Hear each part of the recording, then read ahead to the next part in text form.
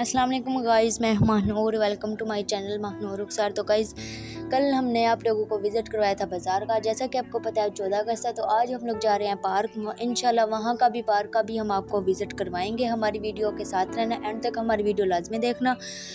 तो गाइज़, आज का दिन बहुत ही ज़्यादा अहम तरीन दिन है, क्योंकि गाइज़ देखो, जैसे हम ईद की शॉपिंग वगैरह करते हैं, ईद पे नए कपड़े डालते हैं, फिर तैयारी वगैरह करके घूमने जाते हैं।